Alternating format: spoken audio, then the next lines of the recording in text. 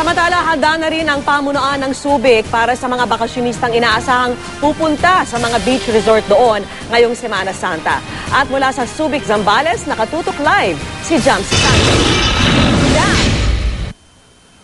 Vicky, nagsimula na nga magdatingan ng mga bakasyonista dito sa Subic at sa iba pang bahagi ng Zambales. Ayon nga dun sa pamunuan ng SBMA, inaasahan nilang lalagpas sa 120,000 ang bilang ng mga bakasyonistang darating sa mga susunod na araw.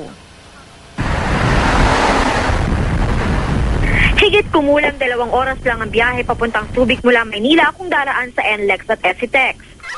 Kaya isa ito sa mga pinakamadaling puntahang vacation spot ngayong Holy Week at tuwing panahon ng tag-init. Well, we have our major theme parks ready for the influx of visitors this Holy Week. The hotels are ready, the restaurants are ready. It's more fun in the Philippines, it's more fantastic in Subic. Bukod sa Subic, dinarayo rin ang mga beach sa Zambales. Bukod sa swimming, pwede rin subukan ng ibang activities tulad ng jet skiing. Nasisimula pa lang ng Holy Week pero ngayon pa lang marami-rami ng mga pupunta dito sa mga beach sa Subic para mag-enjoy sa pag-swimming kasama ng kanilang mga pamilya.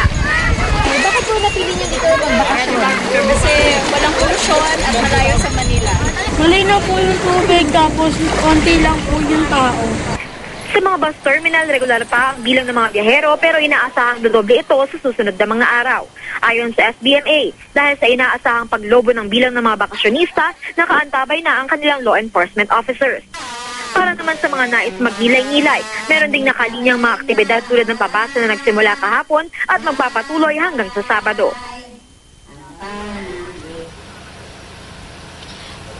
Vicky, kabilang nga dun sa mga Holy Week activities dito sa Subic ay mga prosesyon na magsisimula sa Miyerkules. Vicky? Maraming salamat sa iyo, Jam Santos.